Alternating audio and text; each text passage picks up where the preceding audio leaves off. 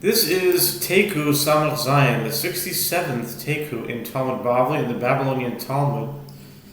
And the 67th Taiku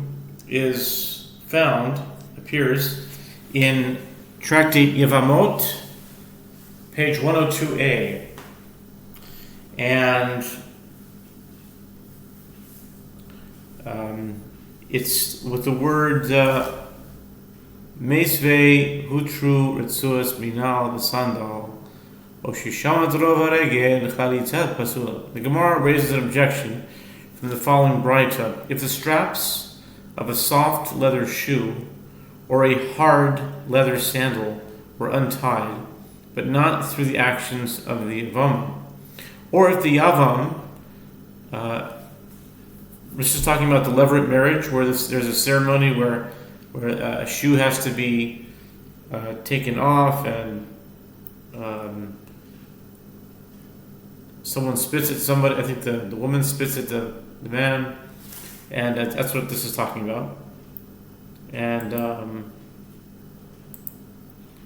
see here, put this on pause for a moment because the battery's running out. Okay, and where were we? Oh yeah, the Yevamot ceremony. If the Yavam removed most of his foot from the shoe himself before the Yevamot completed the removal, her chalitza is disqualified. Okay?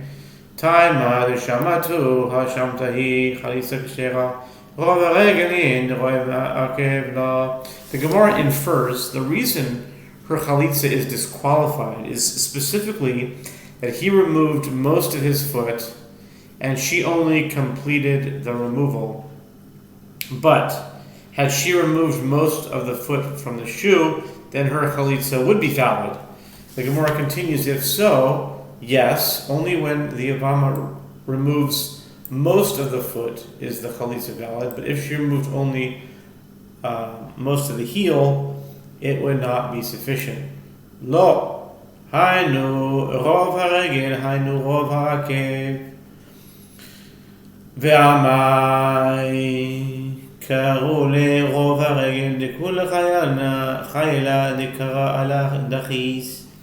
The Gemara rejects this question. No, most of the foot is the same as most of the heel, and therefore the inference should be that even if she removed most of the heel from the shoe, the chalitza is valid. And why do they call it most of the foot? Because the whole weight of the leg puts pressure on the heel. Mesayeh Rabbi Yanai, De'amar Rabbi Yanai ben shehi tiru v'shamtahi ben shehi trahi v'shamathu chalitzata besula ad shetatir hi v'tashmit hi. Ba'i Rabbi Yanai karatu ma'u sarafatu ma'u galoye kara beinan v'ha'ika odilma chalitza beinan v'leka. Taiku.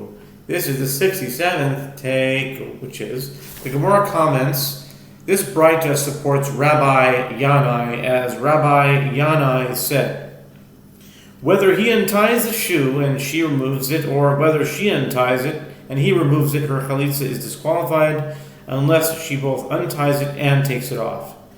And on the same topic, Rabbi Yanai asked, if she did not remove the sandal, but instead ripped it off him, what is the halakha? If she burned it using coals, what is the halakha? The Gemara presents the real issue in question. Is exposure of the foot the essential act of chalitza that we require through any act of removing that which covers the foot, which exists here? Or perhaps it is removal of the shoe from over the foot that we require, which is lacking here. No answer was found to this question, so the Gemara concludes the question shall stand unresolved. So here's an interesting connection to the 67th Taiku, that of all the countries in the world, the country called Italy is unique in that Italy, its noun and its adjective are one apart. The only one that's even more interesting than that is Ireland, because Ireland is 63, and Irish is exactly 63. I haven't found any other country in the world that is like that in numerical value.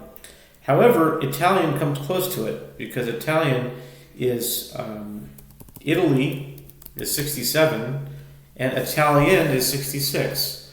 So it's pretty close. And you might be thinking, why in the world am I bringing that up right now? It has to do with this, actually, because if you look at the country of Italy on the map, it's called the boot of Italy. I think people like informally call it. It looks like a boot, and a boot is a type of shoe. And this Gemara is talking about taking off a shoe, hence boot, or thus boot. And it's the 67th Taiku, and Italy equals 67 in English Gematria. So it's interesting that the 67th Taiku in Talmud Bavli has a numerical value of Italy, which has been called a boot, which is a type of shoe.